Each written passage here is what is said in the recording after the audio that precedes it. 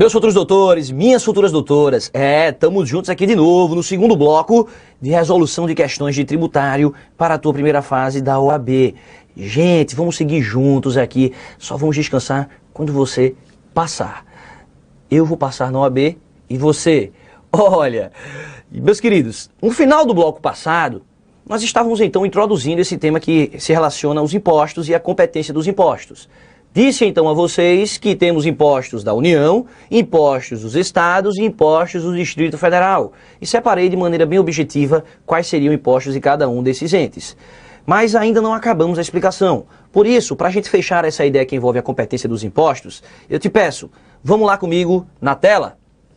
Olha, a União, então, segundo o artigo 153, tem o I, o IE, o IPI, o IOF, o IR, o ITR, o IGF, estados pelo 155, o ITCMD, ICMS e PVA, municípios, IPTU, ITBI e o ISS. Maravilha. Mas por que a nossa explicação ainda não foi encerrada? Gente, não foi encerrada por conta do seguinte. Primeiro, nós precisamos falar deles, do Distrito Federal. Lembra que nas aulas de Direito Constitucional, você estuda lá o artigo 32 da Constituição Federal. Nesse artigo 32, você então percebe que o DF, o Distrito Federal, não pode ser dividido em municípios. O DF não pode ser dividido em municípios. Por isso, a pergunta agora seria, se não existem municípios no Distrito Federal, quem é que vai cobrar os impostos municipais? Olha, que o Distrito Federal tem competência para cobrar os estaduais, esse aí a gente já sabe, pois o próprio artigo 155 chama estados e chama ele, o Distrito Federal. Então ele vai cobrar ITCMD, ICMS e PVA.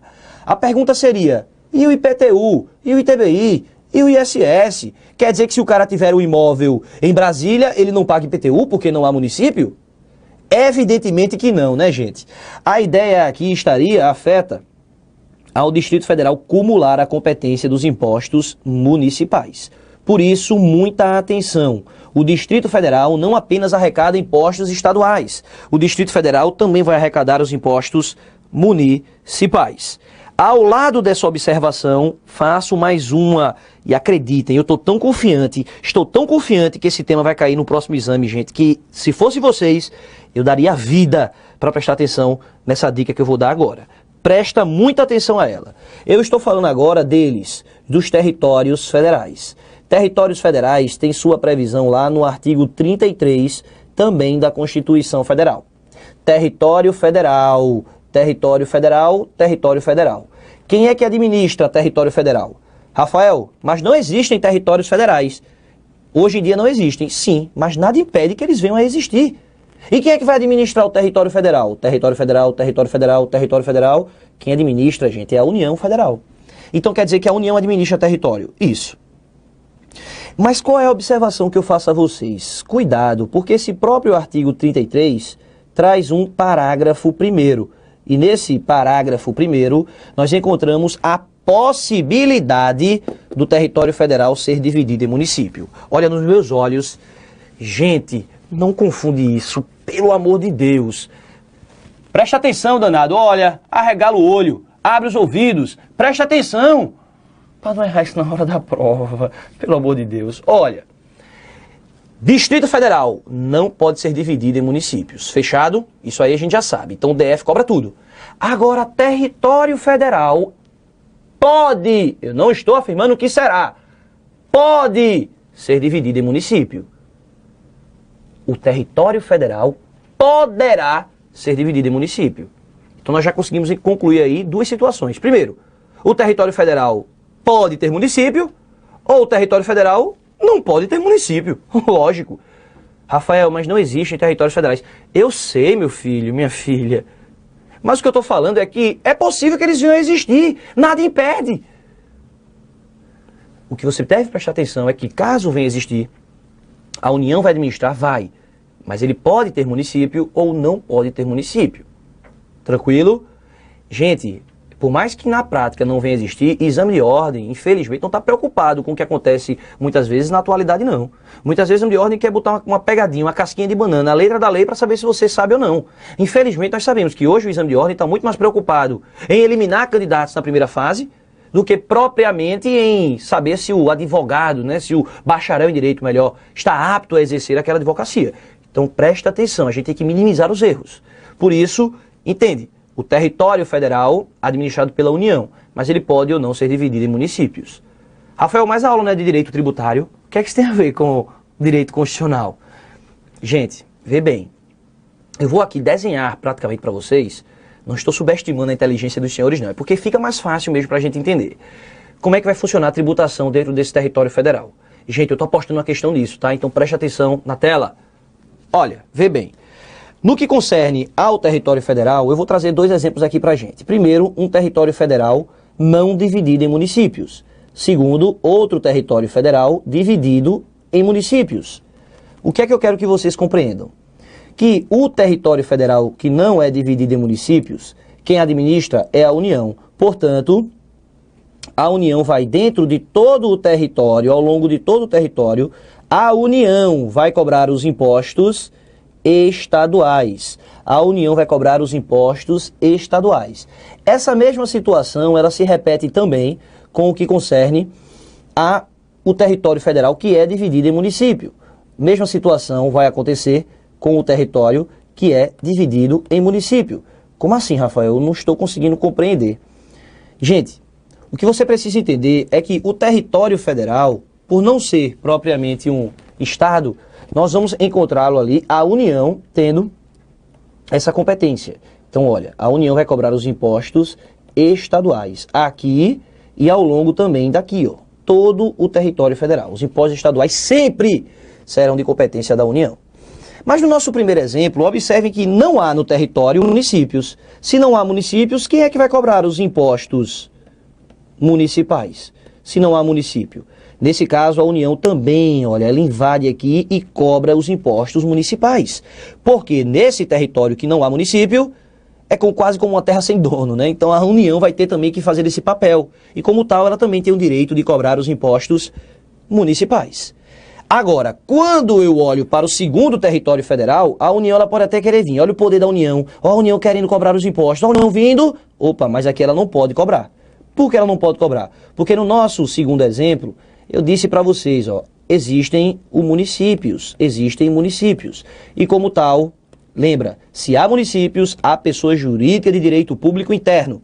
Se há pessoa jurídica de direito público interno, a União não pode intervir e cobrar os impostos municipais. Olha aqui para mim, para a gente sintetizar. Então, vê bem. Cuidado. Se eu falo em território federal, quem administra é a União. Perfeito. Mas a União sempre cobra os impostos estaduais ao longo de todo o território. Se não existir municípios, a União também vai avançar na sua competência e cobrar os impostos municipais. Por outro lado, se existirem municípios, presta atenção, gente.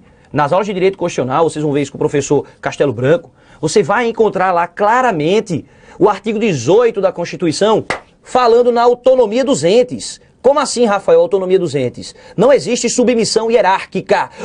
A União não manda no Estado, o Estado não manda no município. Todos são autônomos, todos são fortes, suficientes para cada um ter suas competências tributárias. Por isso, se existe município, a União não pode invadir e querer cobrar existindo esse município lá. A União se limitaria a cobrar os estaduais. União administra território que é dividido em municípios, ela não cobra. Mas no que não é dividido em município, ela cobra tudo. Só lembrar, não há pessoa jurídica de direito público, não há Estado, não há município. A União abraça tudo e cobra tudo. Meu, venha! É tudo meu.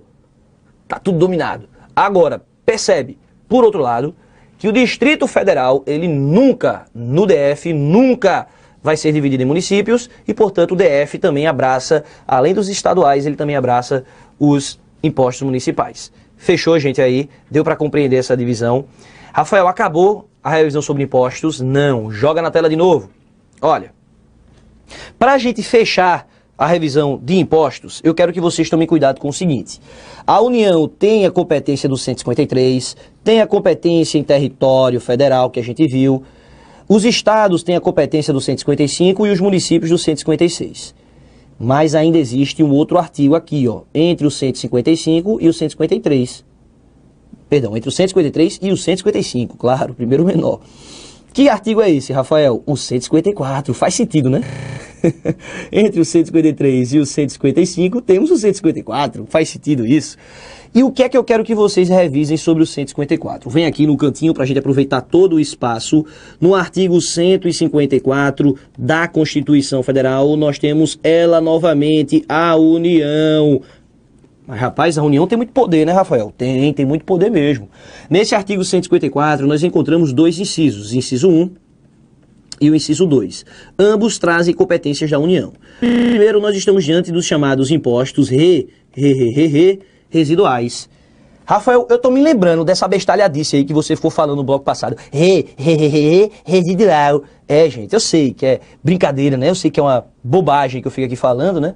Mas acreditem, é para que você na hora da prova lembre, né? Quantos e quantos e-mails eu já recebi do aluno que chegou na hora de uma prova e ficou feito um abestalhado. Vocês vão ficar, viu? Olha aqui pra mim. Não se iludam não, meu amigo. O sujeito faz qualquer negócio pra passar na primeira fase da OAB. Eu até costumo brincar com os alunos, né? Sabe quando é que você tá bom pra passar na primeira fase da OAB? Quando é que você tá estralando pra passar na primeira fase da OAB? Quando você começa a falar sozinho em casa, né? Está sua mãe e seu pai na sala jantando e você tá assim, residual, competência extraordinária de guerra.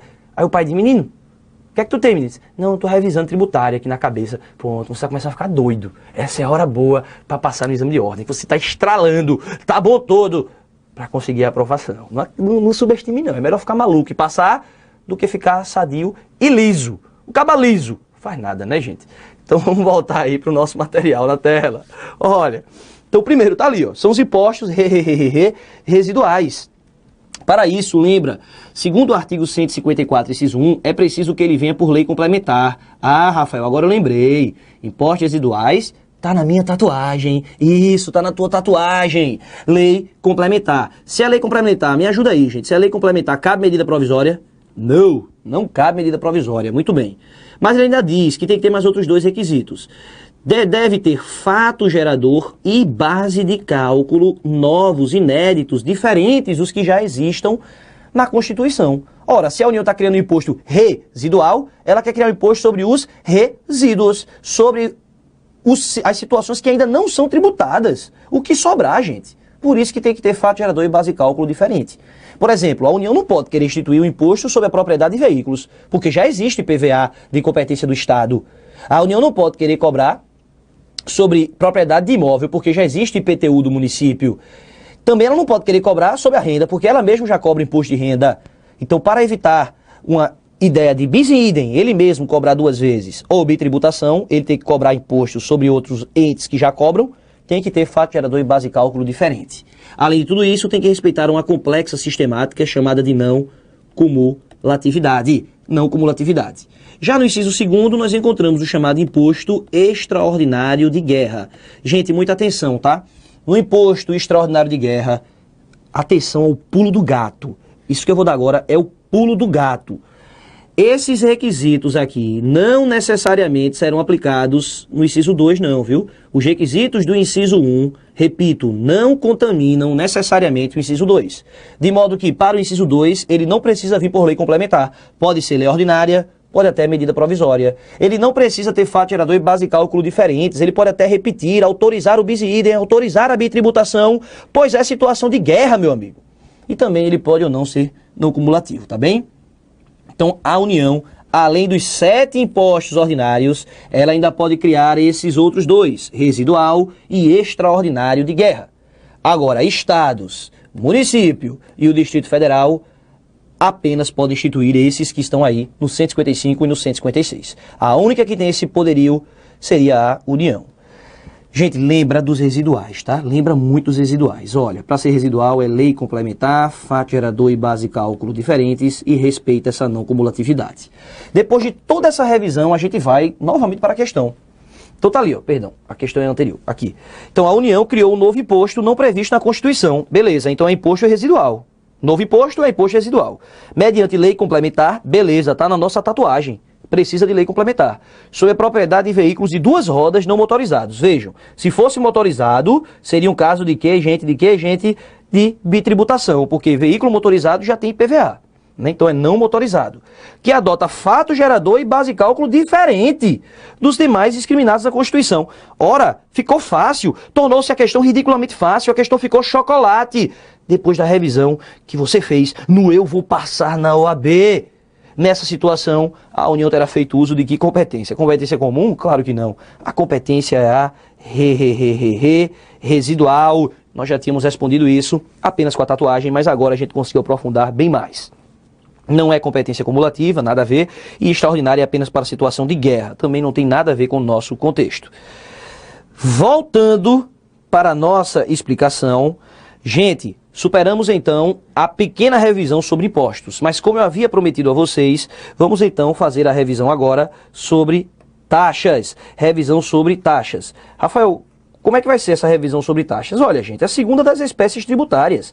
Se a gente viu ali que a primeira delas seriam os impostos, na segunda nós encontramos as taxas. Observem aí no quadro que, segundo discrimina o artigo 77 do nosso Código Tributário Nacional, nós temos o conceito, nós temos ali um conceito sobre o que seria taxa. Nessa oportunidade, enquanto eu estou apagando aqui a nosso quadro, eu queria muito que vocês fossem lá, ou abre uma guia na internet aí, ou então abre teu código mesmo, o Vadimeco físico, enfim, e vai lá no CTN, no artigo 77, para que você possa fazer uma leitura bem mais completa. Nesse artigo 77, você vai encontrar que compete a União, Estados, Distrito Federal e municípios, a competência é comum. Aí ele diz, instituir taxa pelo exercício do poder de polícia ou pela prestação de serviços específicos e divisíveis prestados ao contribuinte ou postos à sua disposição. Rafael, foi muito rápido, eu não entendi não. Percebi, gente, vamos repetir então aqui. Até a Aline aqui, que está aqui comigo no estúdio, ela riu, né? Ela diz, esse menino fala muito rápido, esse menino fala muito ligeiro. Gente, o nosso tempo é curto, isso aqui é business, vamos acertar todas as questões, vamos para as taxas. Olha, segundo então o artigo 77, nós teríamos duas formas de taxas. Nós temos a chamada taxa pelo poder de polícia e nós temos taxas de serviços públicos. Quem é que pode instituir taxas? União, Estado, Distrito Federal e os municípios. Mas observem que para que esses entes possam instituir a taxa, eles precisam realizar o poder de polícia ou prestar serviço público. Presta muita atenção para não errar, meu amigo. Para que esses entes possam cobrar taxa, é preciso poder de polícia, é preciso serviço público. Poder de polícia, você vai encontrar o conceito no artigo 78 do CTN. Mas olha aqui para mim, gente. Poder de polícia é aquilo que você estudou nas normas do direito administrativo. Olha, lá no direito administrativo você encontra os poderes da administração pública. Aí você acha poder hierárquico, poder disciplinar, poder normativo? Poder de polícia. No poder de polícia, o que é que nós vamos encontrar? O próprio artigo 78 é muito extenso, mas sintetizando ele diz que seriam limitar liberdades individuais em prol do interesse da coletividade. Limitar a liberdade dos sujeitos em prol do que pensa a coletividade. Gente, exemplo clássico da vigilância sanitária. O sujeito quer exercer o comércio, quer vender produtos do gênero alimentício, por exemplo. Nesse contexto, ele vai precisar de fiscalização, regulamentação, ser resguardado, fiscalizado, para que aquele produto, aquele alimento que ele venda, não venha prejudicar a coletividade.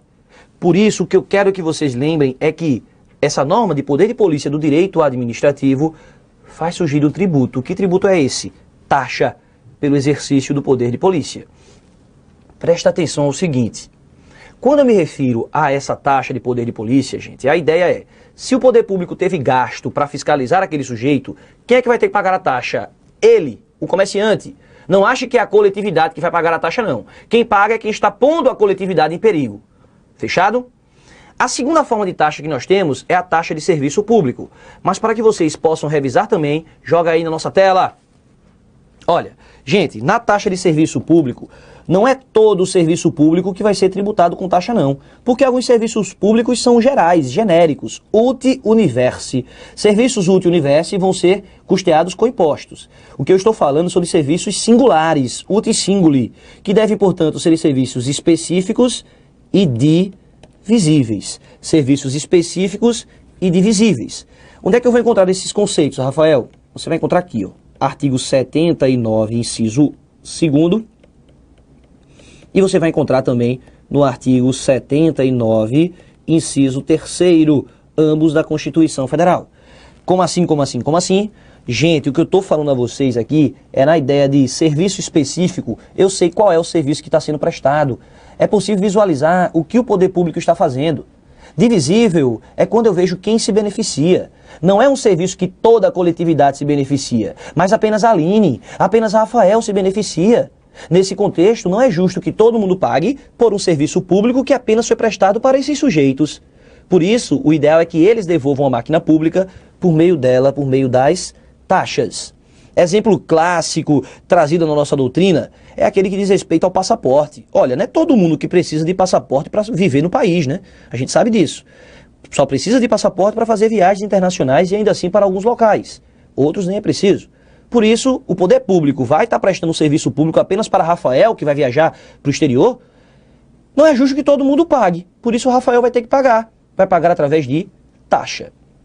Mas além desses requisitos, observem também que ele diz: pode ser prestado de maneira efetiva ou mesmo de maneira potencial. Entender o que é efetivo e o que é potencial, você acha no artigo 79, inciso 1º, também do CTN. Gente, corrijam aqui, eu botei Constituição, agora que eu me dei conta, me perdoem, me desculpem, gente, me perdoem aí a falha. Rafael, isso é imperdoável, não se faz. Me desculpa, gente, me perdoem. Olha aí, ó, artigo 79 do CTN, tá? Botei Constituição aí, não sei porquê. 79, inciso 1, você encontra o que é efetivo e o que é potencial. Mas espera aí, quer dizer que eu vou ter que pagar de maneira potencial? Como assim, Rafael? Mesmo sem utilizar, eu vou ter que pagar? Gente, você só paga de maneira potencial quando forem serviços obrigatórios. Como assim? Dá uma olhadinha aqui pra mim. Vê bem. Alguns serviços públicos são prestados pelo poder público de maneira obrigatória e você deveria utilizá-lo também de forma compulsória. Obrigatória. Ele é de utilização compulsória, segundo lá o artigo 79 do CTN. O exemplo clássico, que inclusive vai ser objeto da nossa questão aqui, que já chegou ao Supremo Tribunal Federal e já foi referendado, e serve como exemplo para isso, é a ideia que envolve a taxa, melhor, a limpeza pública. Como assim? Gente, a limpeza das avenidas do seu município, a limpeza das praças, a limpeza das vielas, os serviços feitos pelos garis, esses serviços apenas beneficiam você ou beneficiam a coletividade? Ora, aposto que você deve ter dito, beneficia a coletividade, Rafael. Claro, até se o sujeito estiver no município vizinho e for para lá, ele se beneficia. Copa do Mundo, nós tivemos aqui no Brasil, né? Vários municípios aí, em estados aí, foram sedes. Veio ou não gente de fora do país? O gringo, Ronaldinho, futebol, beleza, Brasil. Veio. Ele se beneficiou ou não, gente, da limpeza? Sim. Então, limpeza de ruas, avenidas, vielas é indivisível. Se ele é indivisível, taxa não pode ser cobrada. Cai na espécie anterior, nos impostos. Deve ser custeado com dinheiro de impostos. Agora pergunto a vocês. E a limpeza na coleta domiciliar de lixo? Como assim? Ora, o poder público municipal vai até tua residência, opa, divisível, sabe quem é proprietário, e coleta o teu lixo específico, sabe quem é que está utilizando. Então, a taxa de coleta domiciliar do lixo, a que vai na tua casa, ela é constitucional, porque trata-se de serviço uti-singulo e prestado apenas para você.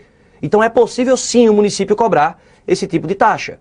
É constitucional, tanto é assim que o Supremo editou a súmula vinculante, somente vinculante, número 19, para determinar que esse cobrado exclusivamente do imóvel, ele é constitucional.